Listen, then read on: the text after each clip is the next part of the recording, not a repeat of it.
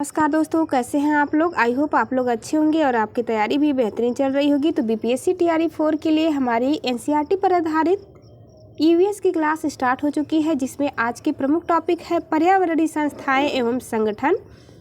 यदि आप एक अच्छा स्कोर करना चाहते हैं तो आपको एनसीईआरटी बुक अवश्य ही पढ़नी चाहिए। चलिए स्टार्ट करते हैं आज की क्लास। यदि आप चैनल पर नए हो तो चैनल को जरूर सब्सक्राइब करिए ताकि आने वाली सभी वीडियो का नोटिफिकेशन आपको मिलता रहे। एक तरफ आपको दिया गया है प्रमुख संगठन और उसे स्थापित करने का उद्देश्य क्या है, तो चलिए देखते हैं। संयुक्त राष्ट्र पर्यावरण कार्यक्रम, जो कि मोस्ट इम्पॉर्टेंट है, कई बार इससे प्रश्न पूछा गया है। यूनाइटेड नेशन इन्वायरमेंटल प्रोग्राम, जिसका फुल फॉर्म है, और शॉर्ट में पूछा जाता है यूएनईपी का फुल फॉर्म। तो बहुत ही अच्छे से आपको ध्यान रखना है। यूनाइटेड नेशन इन्वायरमेंट प्रोग्राम, जिसकी स्थापना 1972 में हुई थी। इसमें कुल सदस्य देश शामिल हैं 193, जिसका मुख्यालय नैरोबी केन्या में स्थित है। इसे स्थापित करने का प्रमुख उद्देश्य क्या था, तो वैश्विक एवं क्षेत्रीय राष्ट्रीय पर्यावरण परिस्थितियों एवं प्रवृत्तियों का आकलन करना एवं राष्ट्रीय पर्यावरणीय उपकरण विकसित करना प्रमुख उद्देश्य है। सेकेंड संगठन देखेंगे IUCN, जिसका फुल फॉर्म है international union for conservation of nature, जिसकी स्थापना अक्टूबर 1948 में हुई। इसका मुख्यालय ग्लैंड स्विट्जरलैंड में है। इसे स्थापित करने का प्रमुख उद्देश्य क्या था, तो यह प्रकृति संरक्षण तथा प्राकृतिक संसाधनों के सतत उपयोग के क्षेत्र में कार्य करता है। IUCN के द्वारा रेड डाटा बुक भी जारी किया जाता है। अगला पॉइंट, वन्य पादप एवं जंतुओं की संकटापन्न प्रजातियों के व्यापार पर अंतर्राष्ट्रीय अधिसमय या वाशिंगटन कन्वेंशन स्थापना वर्ष 1973 में किया गया था, जिसका मुख्यालय जिनेवा स्विट्जरलैंड में है। इसे स्थापित करने का प्रमुख उद्देश्य है, इसका उद्देश्य यह सुनिश्चित करना है कि वन्य जीवों एवं पादपों का अंतर्राष्ट्रीय व्यापार उनकी उत्तरजीविता के लिए संकट उत्पन्न न करे। अगला संगठन वन्य जंतुओं की प्रवासी प्रजातियों के संरक्षण पर अभिसमय, जिसकी स्थापना 1979 में हुई थी और इसका मुख्यालय बॉन जर्मनी में स्थित है। इसे स्थापित करने का उद्देश्य था, यह अभिसमय प्रवासी पशु पक्षियों के संरक्षण के लिए वैश्विक मंच प्रदान करता है। अगला है विश्व वन्यजीव कोष, जिसे WWF कहा जाता है, world wide fund for nature. कई बार एग्जाम में पूछा गया है। स्थापना वर्ष इसका 1961 है और मुख्यालय ग्लैंड स्विट्जरलैंड में स्थित है, जिसका उद्देश्य है यह पर्यावरण संरक्षण शोध एवं पुनर्स्थापना के लिए कार्य करता है। बर्ड लाइफ इंटरनेशनल की स्थापना 1922 में हुई थी। मुख्यालय है कैम्ब्रिज UK में। प्रमुख उद्देश्य इसे स्थापित करने का था, यह पक्षियों एवं उनके आवासों का संरक्षण करके वैश्विक जैव विविधता का संरक्षण करता है। अगला संगठन वर्ल्ड इंस्टीट्यूट, जिसकी स्थापना 1974 में हुई थी। मुख्यालय है वाशिंगटन DC। इसका उद्देश्य पौष्टिक भोजन एवं नवीकरणीय ऊर्जा तथा सार्वभौमिक पहुंच सुनिश्चित करना है। ग्रीन पीस स्थापना हुई थी 1971 में। मुख्यालय एम्स्टर्डम नीदरलैंड में स्थित है। यह वैश्विक पर्यावरणीय मुद्दों जैसे कि जलवायु परिवर्तन, नवीनीकरण, आनुवंशिक अभियांत्रिकी आदि पर ध्यान केंद्रित करता है। वेटलैंड इंटरनेशनल की स्थापना वर्ष 1995 में हुआ था। मुख्यालय है वेंजिनिन नीदरलैंड में।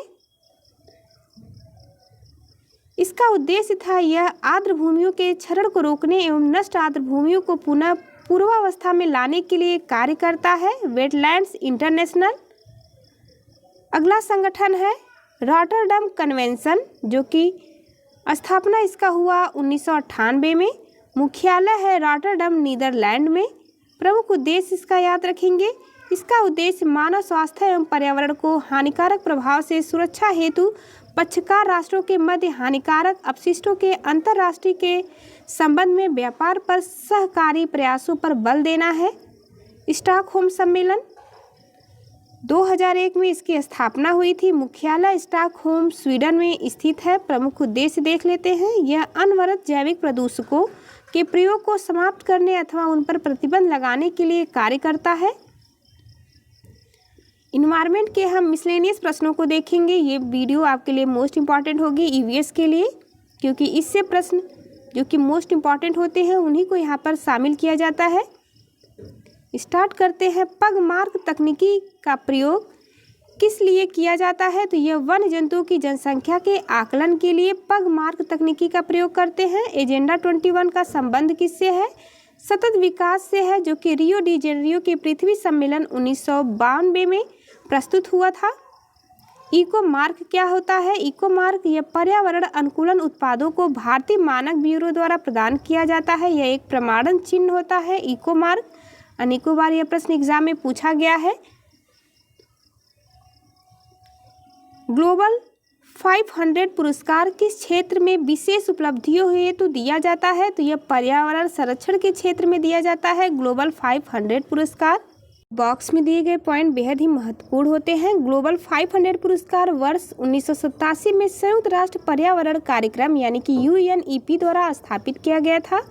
वर्ष 1987 में अनिल अग्रवाल इन्होंने भारत की पर्यावरणीय स्थिति रिपोर्ट 1982 प्रस्तुत की थी तथा वर्ष 2003 में डॉक्टर बिंदेश्वर पाठक जो कि सुलभ इंटरनेशनल के संस्थापक हैं, इनको यह पुरस्कार प्रदान किया गया था।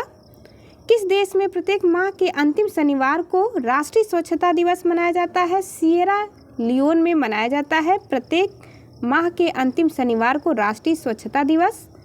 किस पर्यावरण कार्यकर्ता को वृक्ष मानव कहा जाता है? तो चंडी प्रसाद भट्ट को, जो कि चिपको आंदोलन से संबंधित व्यक्ति हैं।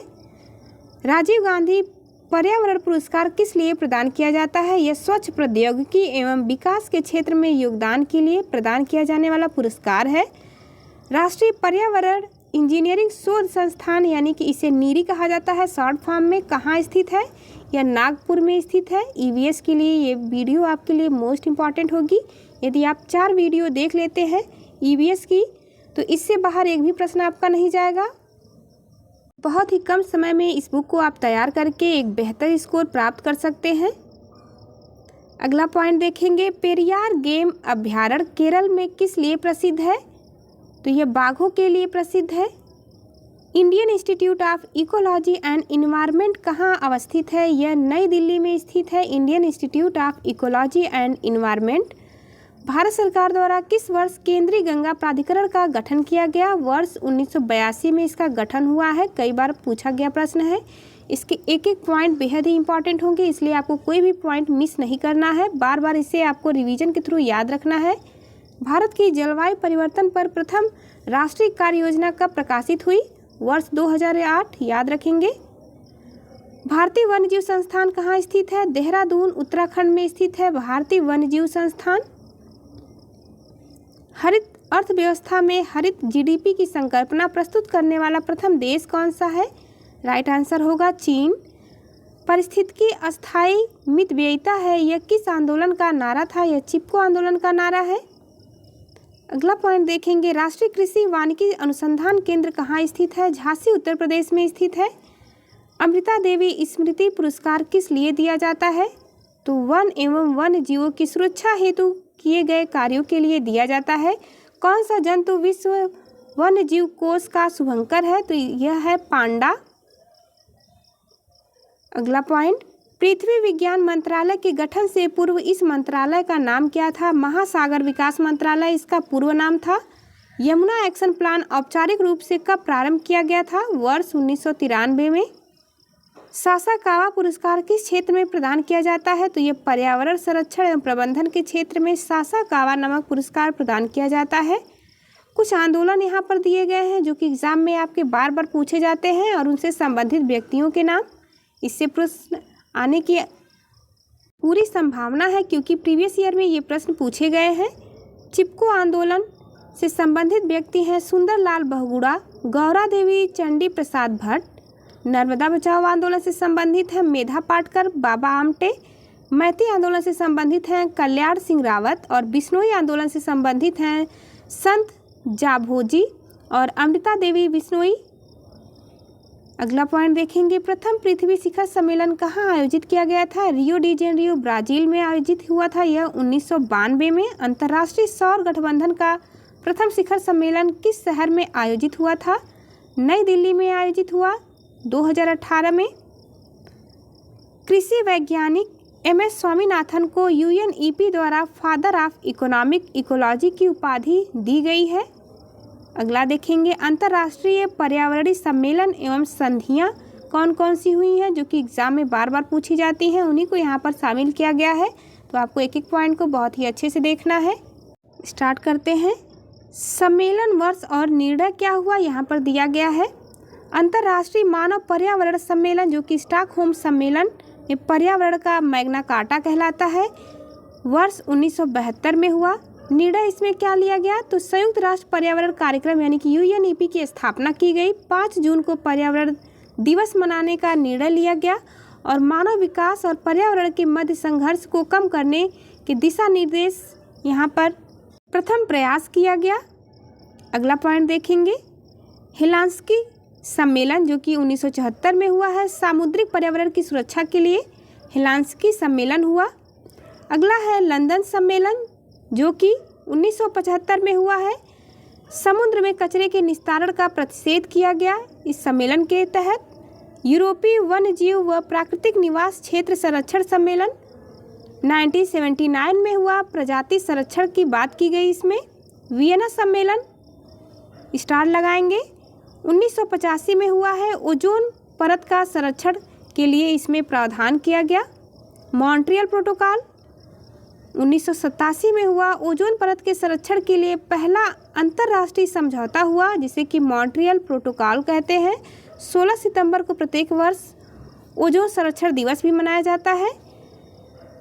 याद रखेंगे 16 सितंबर 1987 को हुआ था मॉन्ट्रियल प्रोटोकॉल, जिसमें 16 सितंबर को ओजोन दिवस मनाने का निर्णय भी लिया गया। रियो सम्मेलन मोस्ट इम्पॉर्टेंट है, मॉन्ट्रियल प्रोटोकॉल और रियो सम्मेलन 1992 में हुआ, इसे पृथ्वी सम्मेलन भी कहा जाता है। पर्यावरण विकास के लिए अंतर्राष्ट्रीय सहयोग और एजेंडा 21 को स्वीकृति प्रदान की गई। जलवायु परिवर्तन पर संयुक्त राष्ट्र फ्रेमवर्क कन्वेंशन की स्थापना हुई। UNFCCC का फुल फॉर्म याद रखेंगे, जलवायु परिवर्तन संयुक्त राष्ट्र फ्रेमवर्क कन्वेंशन। अगला है नैरोबी घोषणा पत्र क्या है, तो यह 1997 में आया। अंतर्राष्ट्रीय संधियों का प्रभावी क्रियान्वयन किया गया इसके तहत। क्योटो प्रोटोकॉल 1997 में हुआ। ग्रीन हाउस गैसों की पहचान तथा भूमंडलीय तापन को कम करना, वर्ष 1990 के स्तर में 5% की कटौती का निर्णय लिया गया इसमें। अगला है जोहान्सबर्ग जो कि रियो 10 सम्मेलन के नाम से भी जाना जाता है या फिर इसे पृथ्वी 10 सम्मेलन भी कहते हैं। सन 2002 में हुआ। सतत विकास पर विशेष बल दिया गया और विश्व एकजुटता कोष की स्थापना पर सहमति बनी इसमें। मॉन्ट्रियल सम्मेलन हुआ 2005 में। विकसित देशों द्वारा वर्ष 2012 तक ग्रीन हाउस गैसों के उत्सर्जन को कम कर वर्ष 1990 के स्तर तक लाना इसमें लक्ष्य रखा गया। नुआ दुआ सम्मेलन क्या है, नूसा दुआ याद रखेंगे जो कि बॉली रोड मैप के नाम से भी जाना जाता है। नूसा दुआ सम्मेलन 2007 में हुआ। ग्रीन हाउस गैसों के उत्सर्जन की दर को वर्ष 2050 तक तथा वर्ष 2000 तक के स्तर पर लाने का प्रस्ताव पारित हुआ। अगला देखेंगे कोपेनहेगन सम्मेलन जो कि पोस्ट क्योटो प्रोटोकॉल के नाम से भी जाना जाता है, सन 2009 में हुआ। इसका प्रमुख उद्देश्य देखेंगे विकसित और औद्योगिक राष्ट्रों द्वारा वर्ष 2020 तक ग्रीन हाउस गैसों के उत्सर्जन में कटौती का प्रावधान हुआ। कम कार्बन अर्थव्यवस्था की परिकल्पना यहाँ पर प्रस्तुत की गई। कानकुन सम्मेलन हुआ है 2010 में जो कि हरित जलवायु कोष यानी ग्रीन क्लाइमेट फंड स्थापित करने का निर्णय लिया गया। अगला देखेंगे डरबन सम्मेलन क्या है, जिसे COP17 के नाम से जाना जाता है। 2011 में हुआ COP17। डरबन प्लेटफॉर्म के अंतर्गत ग्रीन क्लाइमेट फंड की संकल्पना प्रस्तुत की गई। दोहा सम्मेलन COP18 के नाम से इसे जाना जाता है।